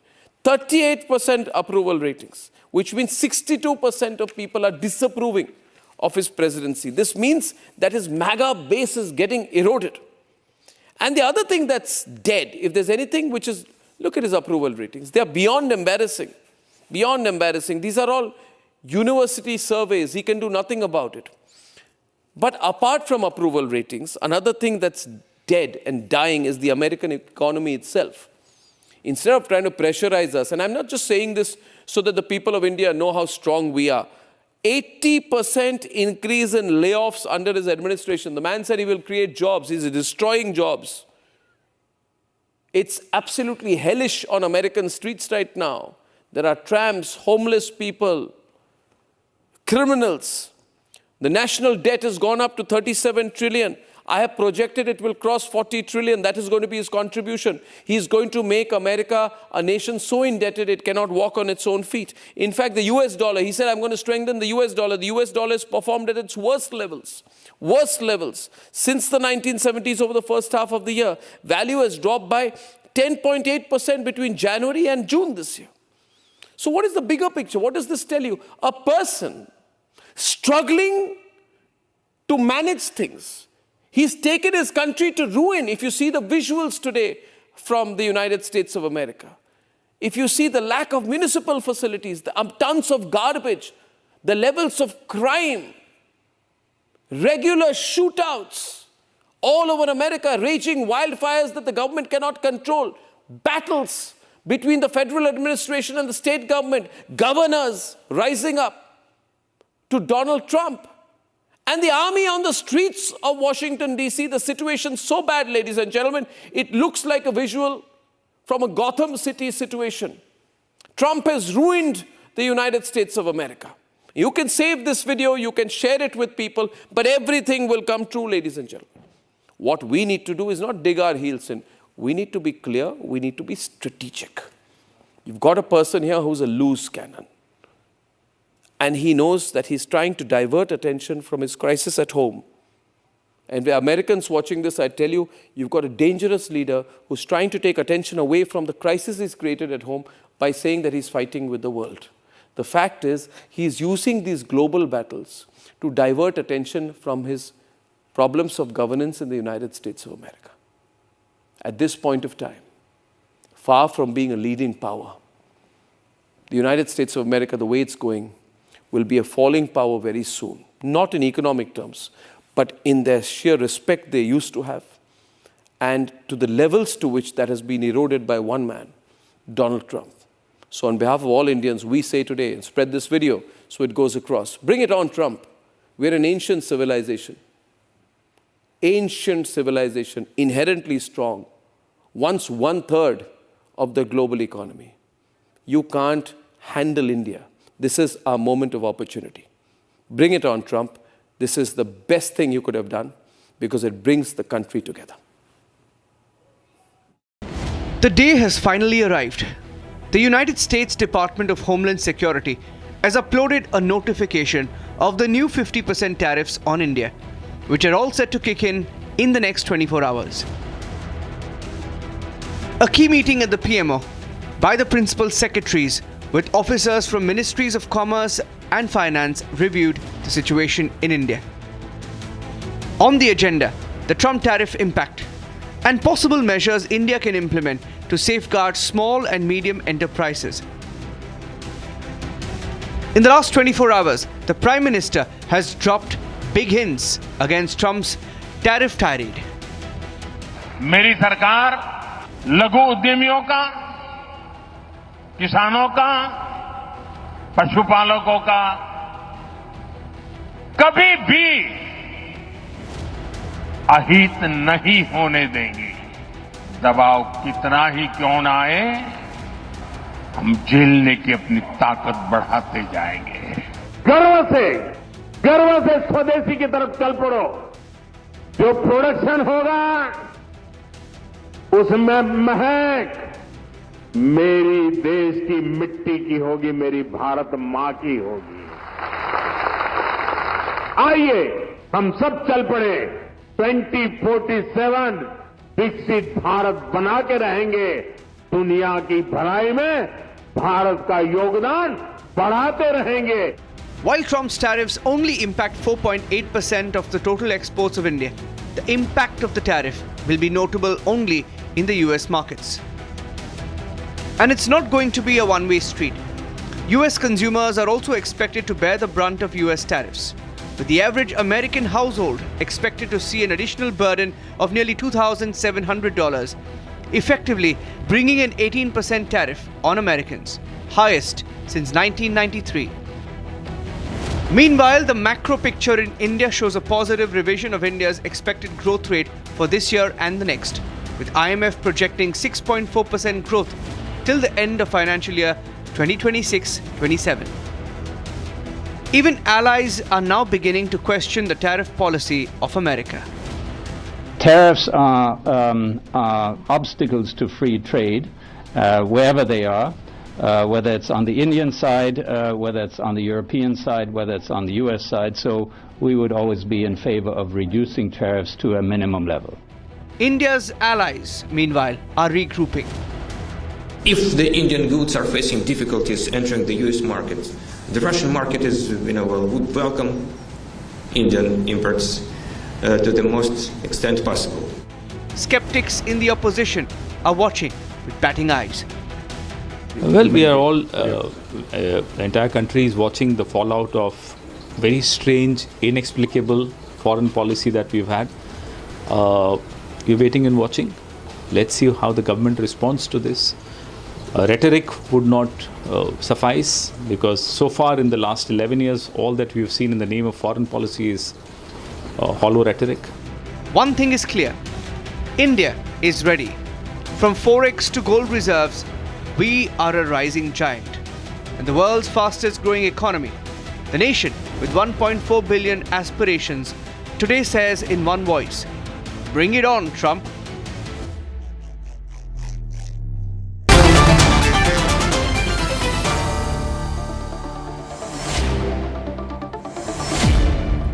So we have an internal debate. I would say the outlook is very good for us at this point of time.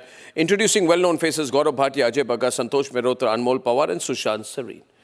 Okay, Santosh, I think things are very good, Dr. Mehrotra, right now for us. I think this is going to be a great opportunity because we are also being watched and observed globally. I see the narrative change in most op-eds written globally. People are actually cheering on for India now.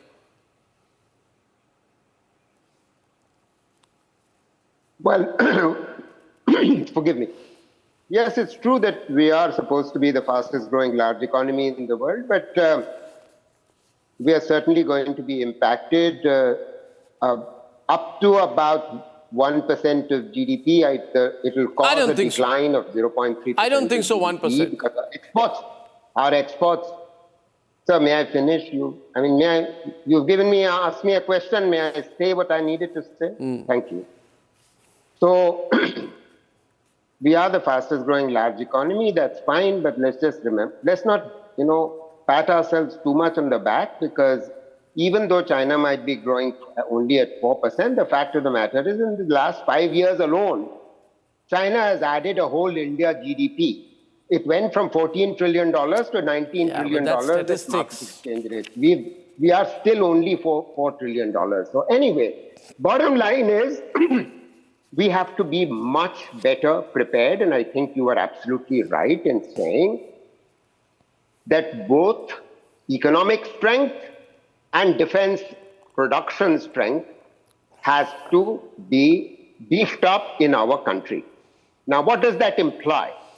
It implies we need to do something that we haven't done so far. We don't have a serious industrial policy, which is the reason why manufacturing as a proportion of GDP has been falling. Manufacturing jobs have been falling, and we have become more dependent on China. We need to reduce our dependence on China. Secondly, yes, we made some improvements on defense production domestically, but we need to do much, much more. We need to do what China managed to do between the year 2000 and 2010. They built up a defense production capacity and a defense production design capacity that unfortunately we haven't managed to do. So we need to work on all of these things. My debate is, Dr. Mehrotra, let me allow people, please. My debate is about, see,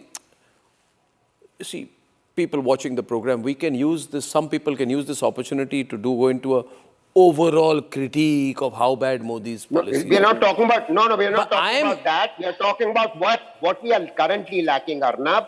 And that's the reason why we are in this quandary. We are in a quandary, and I think you have admitted what that. What quandary? And we need to admit I have not made any such admission. The fact of the matter is that we all knew from the very beginning what the United States was capable of. I'm only going to remind you what I said last time on your show on this same subject, that it was Kissinger who reminded us that to be an enemy of the United States is dangerous. Oh, wow, okay. I'll tell you one thing. To be a friend of America. Yeah, I tell you one thing. I tell you one. I tell you. Be careful. Yeah, but worse.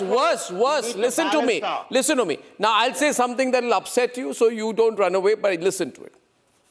Listen to it. The person who sold out to America in a craven, obsequious, humiliating way,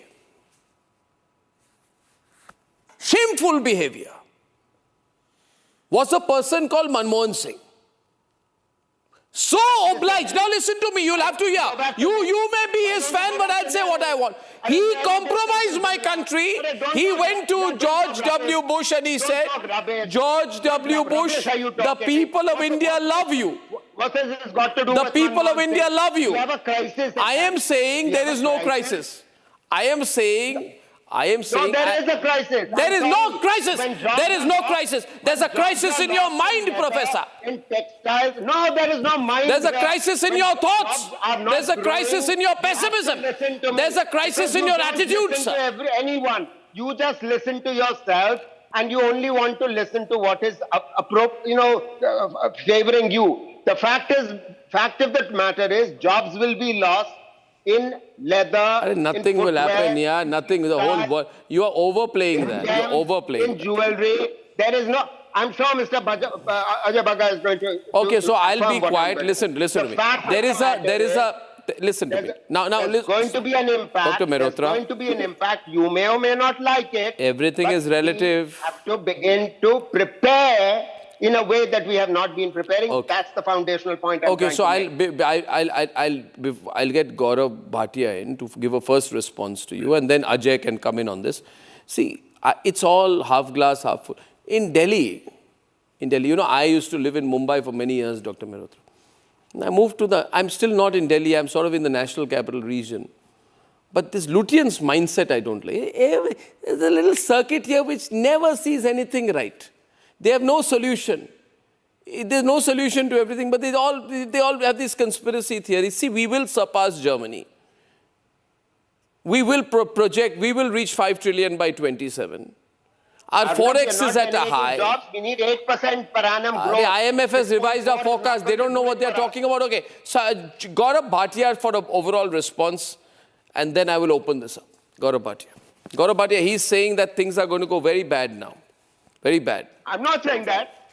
But you're saying we are not doing enough. Putting words in my mouth. You have to worry about what exactly I said. Yeah, let me respond. Yeah. So the terms like crisis and a quandary were used. Very respectfully, I would say one thing. Under the leadership of Shri Narendra Modi ji, every decision is taken keeping in mind nation's interest. And Arnab, we must not forget even for a second that today we are the fourth largest economy. As you rightly pointed out, $700 billion of foreign reserve. At the same time, we are the fastest growing economy in the world amongst the major economies. We are growing at 6.4%. US is growing at 1.5%. The question that needs to be asked is that are we self-reliant and resilient enough that if the US that feels MAGA stands for Make America Great Again, but the Americans are saying Make America Grown Again, so even Trump needs to realize that US today needs India more than India needs US. And the reason is very simple. We have also diversified our interest. We have new partners. And Narendra Modi ji is the kind of leader who doesn't budge under pressure. But in adversity, he finds an opportunity. And that is why all the addresses that he has made to the nation over the past few weeks, he has been talking about an Atmanirbhar Bharat. And we are in a position to take on the US if it tries to dictate a policy which is not in our national interest. Second, Arnab, we must also not forget, we have alliances in BRICS. Now, somewhere, US is disturbed by the new alliances that we are forging. And it is also known to us, US tried to tell India that don't buy crude oil from Russia, whereas it was in our interest. We did so. The US said don't buy S-400, which became the lifeline during Operation Sindoor from Russia. We did that, and that is what a sovereign, strong nation like India is expected to do. So therefore, I would just dismiss what has been said by the earlier speaker. Yes, there would be challenges, but India's might and resolve is firm, and we would definitely overcome these challenges. Okay, so there's a situation we are in, and there are better experts than me, and there are challenges. Only the question is, my bet is on where we will land. I would like Sushant to come in, Ajay to come in, and then I'll, of course, get Anmol into the debate as well. I'm not saying there is no impact. I'm saying here there is going to be much less impact than there has been hyped up to be. After all, our retail inflation has eased to an 8-year low. So the atmosphere is good. We are not in a crisis which will be precipitated. In fact, Prime Minister saying, I'm going to further rationalize the tax regime. I want to increase domestic consumption. I'm going to have a direct impact on household savings. This is also a plan. It's part of the plan. Right? I only began by saying we need to be a little wary about China, how far we go with China, how much we can depend on them. I feel we should have a strategic and not just economic understanding with them. But I'd like everyone's views. So Ajay first and then Sushant on this. Strategically, how are we likely to move ahead? Ajay. Yes, sir. Yeah, no, I will make very sharp, 4 points and then cede the ground to Sushant, sir. He's much more, knowledgeable than me. I agree with Professor Mehrotra that there will be an impact. What I am really, Arnab, I would like to highlight to you, all these economists sitting in US tenured jobs in the US universities, nobody has written out any critique of Trump, despite being of Indian origin. The same guys who keep on lambasting this government. Yeah. So I have done shows with you with Professor Mehrotra, and we have both defended India. So I have deep respect for him, for his knowledge and for his patriotism. But I am saying, where are the Arvind Subramanians? Where are the Kaushik Basus? Where are the Raghuram Rajans? Who is preaching to us? At least Professor Mehrotra is standing with us shoulder to shoulder. Second point, Arnab, I'll say, where are we today? $4 trillion India today is US of 1985, Japan of 1993, China of 2007, Germany of 2021. The big lesson we have to take is from Japan of 1993. Because of all the Plaza Accords, everything, Japan has had 3 missed decades. We must ensure India is in a different situation demographically, all that will not happen, but it has happened in the world where somebody stood at 4 and stayed at 4. Nobody is going to give us a free lunch. We will have to fight for every inch. That brings me to Gaurav's point on the political leadership. Very critical to infuse the population with this feeling of Indianness, of that pride, and that we are on a mission mode to keep on doubling this economy every 7-8 years. That's the third point. Fourth point I'll make, I think Trump is a benefit to us because he has really shaken us of the stupor and these old relations. I'm saying, Arnab, there are models of Taiwan investing in China, China investing in Taiwan, even though China wants to gobble up Taiwan. Vietnam and China have had a war, Arnab. South China Sea, they both fight regularly. China is the biggest investor in Vietnam, $130 billion.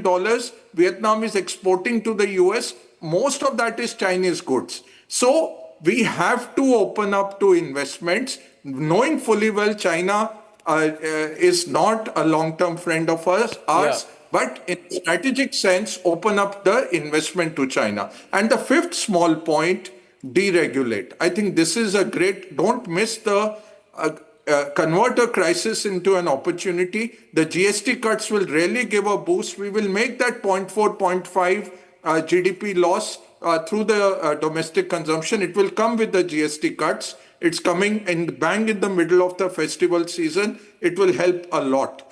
It will help the mood. It will certainly help the mood. Yeah, it'll be. And Arnab, yes, Arnab, there are four pillars to any economy. Exports are slowing. We know that. Government capex is going very strong. That is good. Private capex is lagging because you're not utilizing your factories. You have 75% capacity utilization. Obviously, new factories will not come. Fourth pillar becomes personal consumption, which you are going to unshackle with these GST cuts. So I think the IMFs and all, they're always wrong, Arnab. They're always late and they're always wrong. We will see a better than this because of the GST cuts, because of the deregulation and the targeted subsidies that the government... A question here. You mentioned exports. But, you know, you know economics better, but it's also on the back of a very good high base, you know, because our exports reached 6 6+% growth in the last financial year. So everything looks like it's coming down. So it's all relative. But having said that, do you believe that our petroleum or fuel exports, when we take Russian crude and export it back through our refinery ecosystem, is also going to come down? Or will the Europeans keep buying that? Or the rest of the world keep buying that? They have no choice, Arnab. They have no choice. 103 million barrels a day is produced. The Russians produce 9.5. If the Russian supply goes off the market, crude will go to $200. Very big from point. $60. Everybody knows that. So nothing Even will Trump change. You see, then Trump can do nothing whatever. will change. But the it's not real, going to- but this fuel funnel will not stop. Okay, Sushant, as the geopolitical expert on the panel, I would like your views on the talk about Russia, India, China on the eve of the Prime Minister going to the SCO, and your thoughts on what I said earlier, that it probably has to be a strategic understanding as well. Is it possible to achieve that in a short time? Arnab, allow a couple of things before I come to your basic question. One, today is one of those few occasions on which I've heard three people on the panel, and I agree with each one of them. Maybe I will not hype things up to the point our friend Mr. Bhatia has done.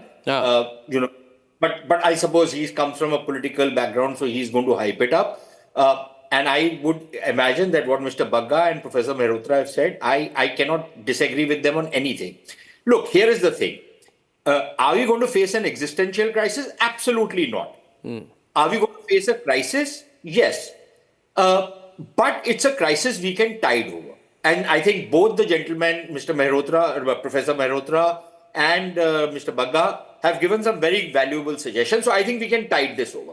But there will be some hurt. There will be certain sectors which will be hurt, and these are labor-intensive sectors.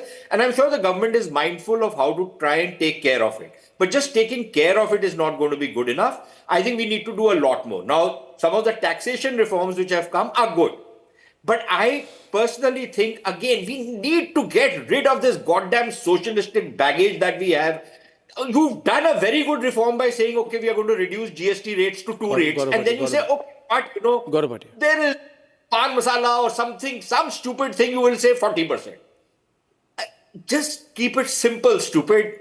Just keep it simple. Okay? One is that. The second is, I think Mr. Bagga spoke about it, and I cannot talk about it more.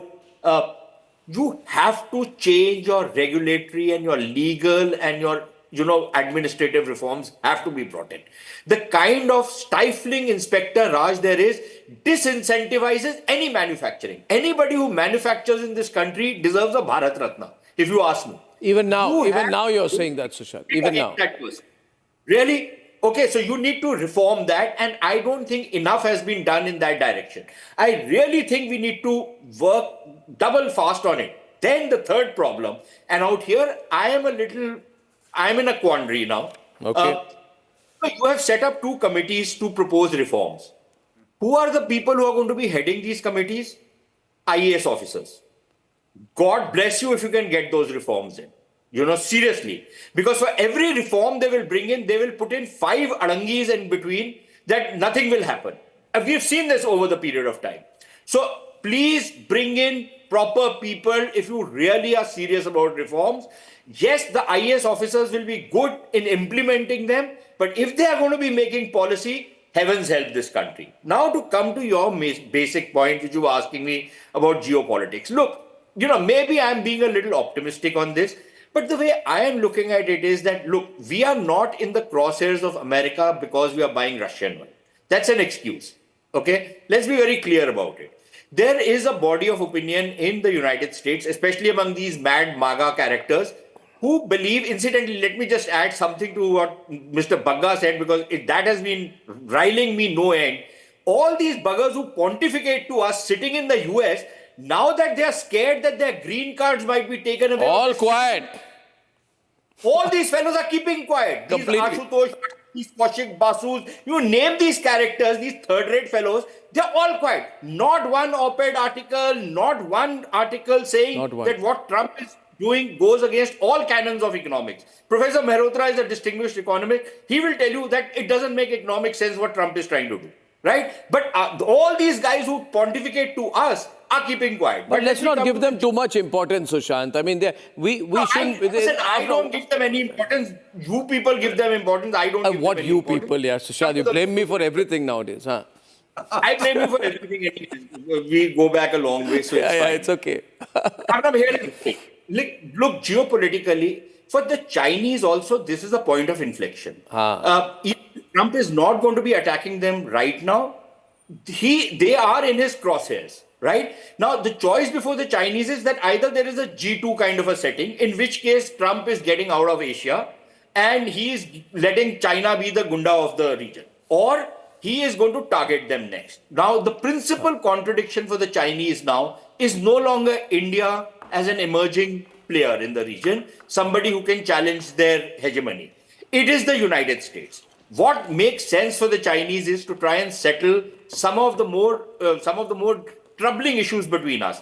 Will they rise up to the occasion? I don't know. But I think this is an opportunity for both India as well as China to settle some of those issues.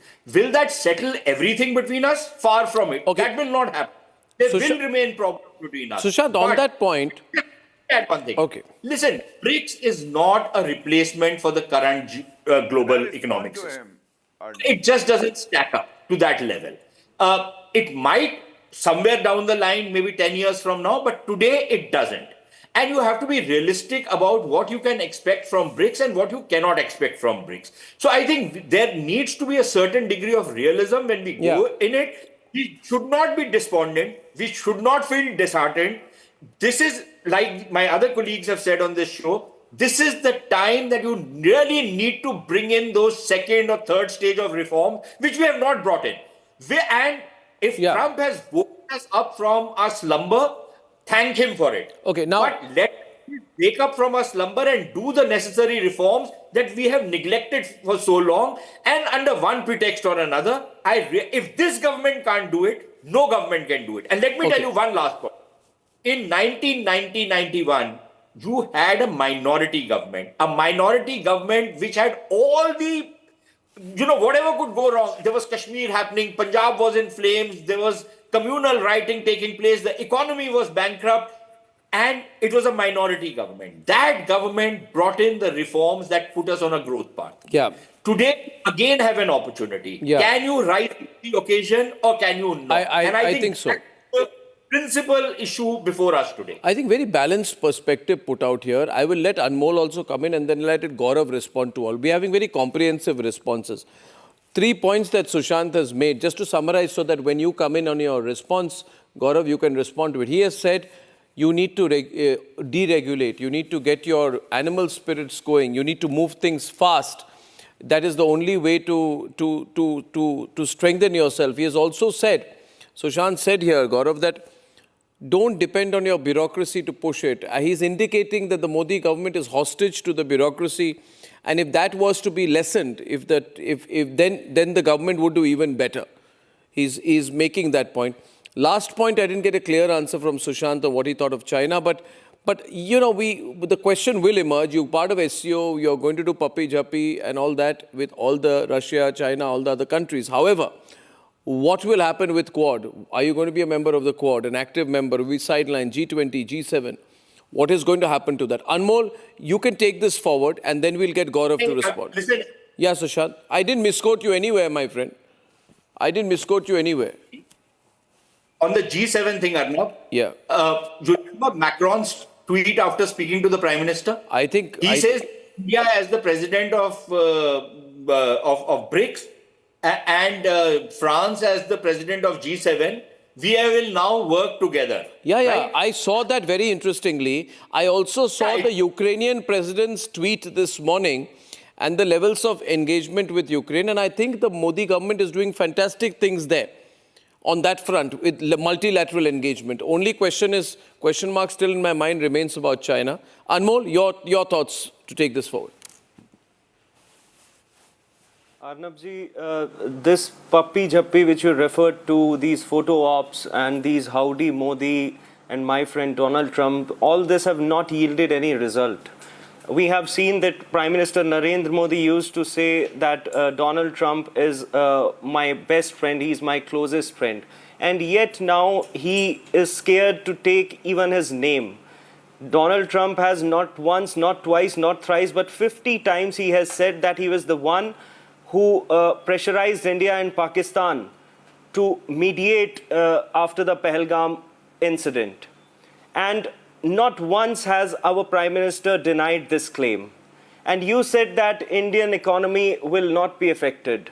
At the top of this, we are suffering this humiliation of 50% tariffs. Why is it a humiliation? I want to understand this. 2024, why is it a humiliation for us?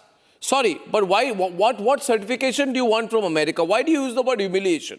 How are we humiliated? No, how do you feel humiliated that Trump has put 50%? Just explain yourself. We are not seeking. We are not seeking any certification from US, but as an Indian, as an Aam Aadmi, you feel humiliated that Trump put tariff? I expect my Prime Minister. I expect my Prime Minister to say to Trump unequivocally कि भाई साहब आपने नहीं किया था हमारे India और पाकिस्तान के बीच में ceasefire. But he has not once, not even during the parliament session, he said that there was no role of Donald Trump in this mediation after the Pahalgam incident. क्यों नहीं कहा? नाम लेने से जो डर रहे हैं वो क्या ही करेंगे? I mean, it's like Trump dictates, Modi obeys, and Indians suffer. That's the harsh reality. And I'm giving you some facts. In 2024-25, Indian exported goods worth $86.5 billion. 55% of our exports to the US could be hit. That is around $30 to $35 billion of exports are at risk. The most affected sectors will be textiles and gems, wherein more than 5 to 7 billion jobs will get wiped out. Pharmaceuticals, we supply 50% of US generic medicines. And the latest I'll tell you, Federation of Indian Export Organization has recently asked the central government to intervene. They are saying that orders in the textile sector are started getting cancelled and bringing production to a halt. That's the reality, Arnabji. Shrimp exports, steel and aluminium, electronics, everything will get affected. Can I respond? Modi ji को इतनी तो हिम्मत करनी चाहिए ना कि भाई साहब उन्हें उन्हीं की जबान में जवाब दें. हम तो यही मांग कर रहे हैं. You want Narendra Modi to get up every morning. Too much to ask for? You want Narendra Modi to get up every morning, open a Twitter handle, and start doing foreign policy on Twitter. Gaurav Bhatia is responding. Gaurav, lines are being opened in 2 minutes. Gaurav. Yeah. Let me first take care of the cheap and dirty politics that is being done on such a serious issue. Pappi jhappi se kya hua bola ja raha tha. So I will only say that when relations were very good with the US, we got Apache and Chinook from the US. I think the Aam Aadmi Party spokesperson is probably not aware of that. But let me say it very clearly, the opposition, especially Rahul Gandhi and Arvind Kejriwal, are very confused. Arnab, you remember, they were making this charge that Trump has now said that if you want trade with us, then stop Operation Sindoor. And they started blaming Modi ji. Now, we all know that tariffs have been imposed. That means Narendra Modi ji was not affected by any, pressure that was built on him. Next, we must also remember, it was just alleged that Narendra Modi ji jawab nahi dete hain. Do you remember his speech in the parliament? Narendra Modi ji made it very clear that the vice president of the US, Vance, called him and he said Pakistan will retaliate. And Narendra Modi ji ne jawab diya, goli ka jawab hum gole se denge. What else is making a strong statement? India will not tolerate any interference, and it has been clarified by the External Affairs Ministry as well as the armed forces of the country that the pause that has been taken because Pakistan was afraid and it called the DGMO of India. But it seems that Aam Aadmi Party has become completely anti-national. Now let me come to the main point. India engages from a position of strength and we are resilient enough to even take the effect of this tariff. But when we make a calibrated move, we have to see we don't make any knee-jerk reactions. So Arnab, I looked into the past. During the first term also, Donald Trump had invoked tariff 25% on steel and 10% on aluminium. And India also started imposing tariffs. And later, US withdrew and things became better. So this is an example how you have to retaliate, but it should be nuanced. It has to be calibrated. Second, Modi ji's diplomacy has been seen by everyone, and it is a very positive way of dealing with people. You remember Maldives? When President Moezu, he was campaigning, he had a campaign, India Out campaign. But it changed in 2 years' time. And now PM Modi ji was invited as the guest of honor during the 60th Independence Day. So things change in diplomacy. Relationships change. But India today, under the leadership of Shri Narendra Modi ji, is a nation that is independent. And we have an opportunity to even take forward our Atmanirbhar campaign. You know, and the fact is, to put it simply, Donald Trump. One more point, Arnab, if you allow me. Please. Donald Trump today is making a fool out of himself. He has isolated US. India has found new friends and partners. And I must tell you, on Pakistan, so far US has seen our friendship. Now they will see a less friendly India. They have decided to choose Pakistan. And same Donald Trump said that Pakistan provides safe havens to terrorists. So is Donald Trump now approving a nation? I would say this, that even, and I'm opening up to calls now in the last 5 minutes. You know, even Narendra Modi's worst critics would know that he doesn't give in. I'll give one example. How much pressure Joe Biden administration gave. He threatened sanctions under CATSA norms and said you can't take the S-400. We took the S-400, right? And look how the S-400 defense system helped her during Operation Sindoor. Nobody will say that it's Narendra Modi's intervention which actually helped that. Sushant, I see your hand go up. I'm going to come right to you. But Srinivasan is calling from Chennai. Srinivasan. Hey, Arnab, I'm calling from Chennai. Hello, Arnab? Yes, sir. I can hear you, sir. Arnab, it's really an honor to speaking with you. This is the first time after 35 times I got it. Thank you, sir. Sorry for making you wait. Not at all, Arnab. Arnab, my one observation so far, right from the Pahalgam thing, the opposition is not behaving like an opposition. It was more childish, you know. They are asking how many planes you have lost. Is that the root cause of the problem we are going to address? Is the opposition, are they more interested in seeing how many flights we have lost? Is that the crux of the matter they are looking at? And then the next time they are talking about, they were saying he was close to Trump, and now what happened to Howdy Trump? And all these things I see, they are not addressing the fundamental issues that we are facing.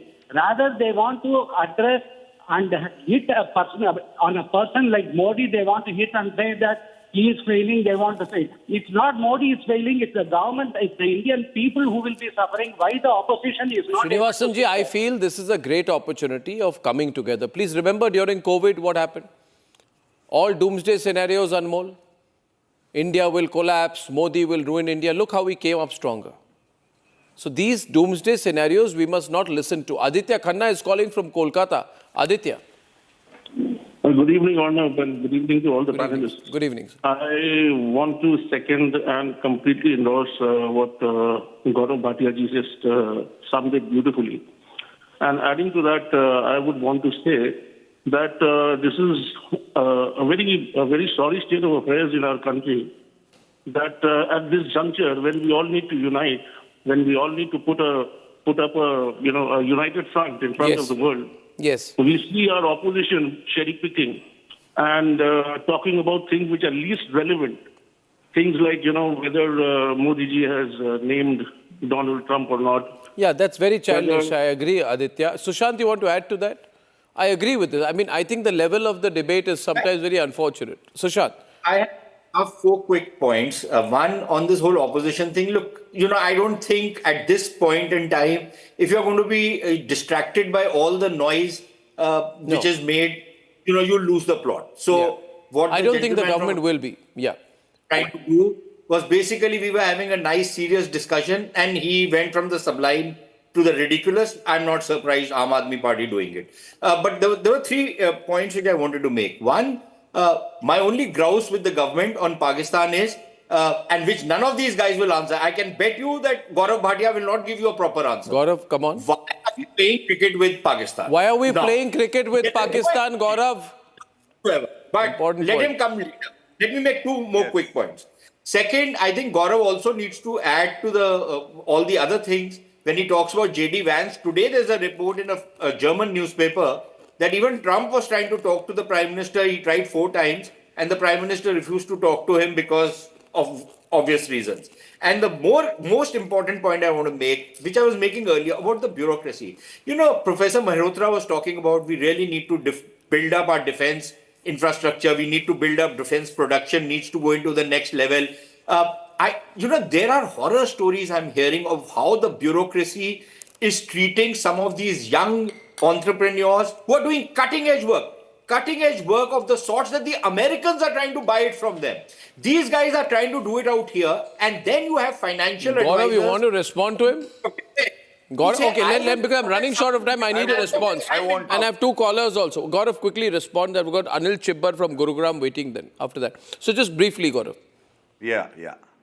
No, very important point made by Sushantji. And I also read about the German newspaper reporting that Donald Trump tried to reach out to Narendra Modi ji on 4 occasions, and Narendra Modi ji has decided not to respond. But I am not sure of the veracity, so I am not going to invoke that. But Sushantji, I'll try my best as spokesperson of the BJP to answer the question you asked me. I would make it very clear that in the last 11 years, India has never played a bilateral tournament with Pakistan. Yeah, but you are playing Pakistan. It's going to hurt people, Gaurav. It's going to hurt people. I'm responding. It's going to hurt me. It's going to hurt people. We can stop it. It's bad. Let me complete. It's bad. Let me complete. Anyway, sponsors of BCCI don't do well nowadays. Let me complete. Please let me. It's very bad. Please let me complete. Yeah, you can complete. Let me complete. Arnab, I insist. Please. It's very unfortunate. Because Sushantji is a dear friend and he said none of the BJP spokespersons answer this question. So I am endeavoring to answer the question. So Sushantji, you are well aware that cricket is also now going to be included in the Olympic Games of list. No. Please understand, when it is an international tournament like the Olympics, if we decide to not play with a country, it would have ramifications and serious ones. Okay, I take that. Gaurav, I have to take 3 callers, my friend. I took your point. I'm not getting into a debate on that. Anil Chibbar has been waiting from Gurugram, and then P. Chaudhary from Jabalpur. Mr. Chibbar. Good evening, sir. Pleasure, get on your show. And to all the panelists also out there. The only thing which I would like to share is Churchill once remarked that Americans will always do the right thing after they have tried everything else. So I think we should even after the SCO summit and how things shape up, we should see how policies changes from We their should keep side. a line open with them. Yeah, good point, Anil. Good point, Anil. I have to go to P. Chaudhary from Jabalpur, Anil. So please forgive me. Mr. Chaudhary. Yeah. Good evening, Arnab. And it is a very great opportunity we are getting once they have ruled out the cryogenic engine. So this is a time when we are making our Make in India stronger, number one. Second thing, we should emphasize on space technology after Mr. Sudhanshu Shukla's successful visit. That is another sector we should open. Third, climate change. Sir, Mr. Chaudhary. Ashok from Delhi NCR. Last word. Very briefly, Ashok. I just want to thank you, Arnab, for taking me in. I want to, address my question to Gaurav Bhatia, who keep on pontificating here, and they don't see any bureaucracy. If you go to the customs house in Delhi for clearing small things every day, we are running an export-oriented unit. We import a lot of things. Yeah. For every import, we have to pay too much something. bureaucry. Yeah. I think he heard you there. He won't have time to respond. What people pay every day there. I mean, these are small issues. Why can't you run a small So it's good, Ashok, you said that. Good. I think Ajay, Gaurav should keep an open ear on things. One line from you, Ajay, before I wrap up. One line from you, Mr. Bagga. Yes, Arnab, it's an opportunity. We have to grab the opportunity. It's ours to, is how I look at it. Right. And Trump not going to make a difference. He will go away. It will be a footnote in history, but India will go on. Well, I agree with you, and I wish the same. I thank you, ladies and gentlemen. This is an unusual opportunity, but a gigantic one. Bring it on, Trump. See you tomorrow evening. Good night and goodbye.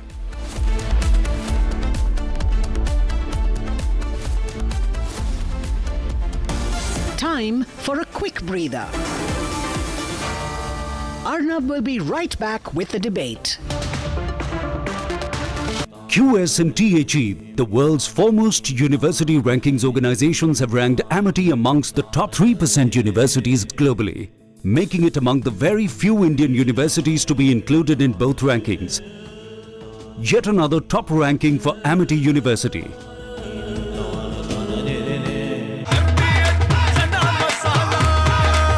अब छोलिया हो या लोबिया, सफेद चने या काले चने, सब कुछ मजेदार बने।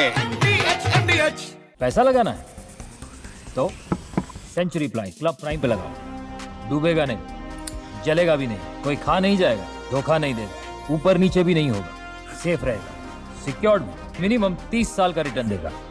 अब इससे बेटर इन्वेस्टमेंट है तो बताओ। सेंचुरी प्लाई क्लब प्राइम, रहो बेफिक्र। आर प्योर सूजी पास्ता उबालो, मिलाओ और खाओ, 8 मिनट में तैयार। क्या टेस्ट है सबका राजा R pure masala. What makes you a legend? Maybe that you're followed by everyone. Maybe that you follow no one. Maybe both. 10 years of Creta, legend forever.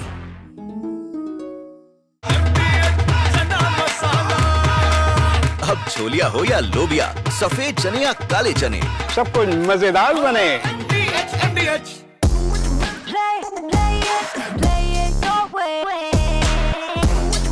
Sarah, this is your space, play it your way.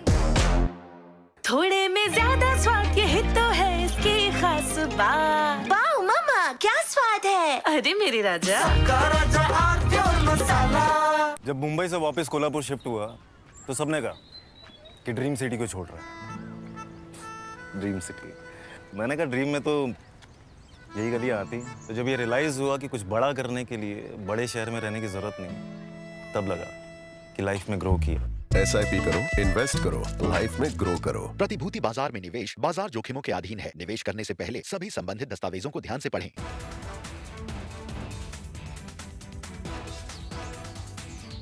QS and THE, the world's foremost university rankings organizations, have ranked Amity amongst the top 3% universities globally, making it among the very few Indian universities to be included in both rankings.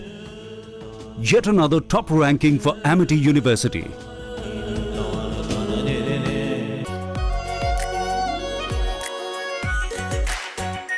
R Pure Shahi Paneer Masala, delicious, healthy, every day. पैसा लगाना है तो century ply club prime पे लगाओ। डूबेगा नहीं, जलेगा भी नहीं, कोई खा नहीं जाएगा, धोखा नहीं देगा, ऊपर नीचे भी नहीं होगा, सेफ रहेगा, सिक्योर्ड, मिनिमम 30 साल का रिटर्न देगा।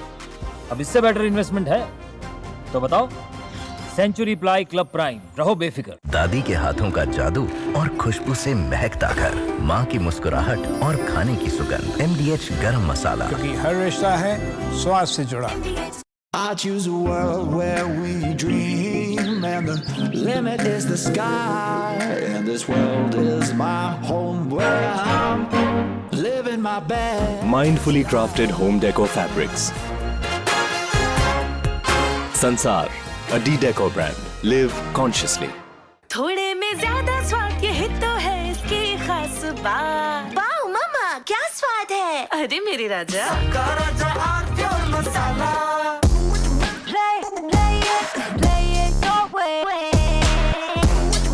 Sarah, this is your space, play it your way. Secret recipe MDH का जीरा सिप जल जीरा मसाला।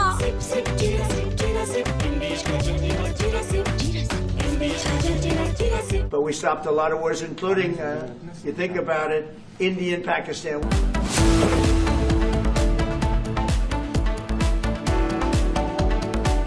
We're starting with a political face-off tonight, which follows the Enforcement Directorate getting active again and searching 13 locations linked to AAP leader Saurabh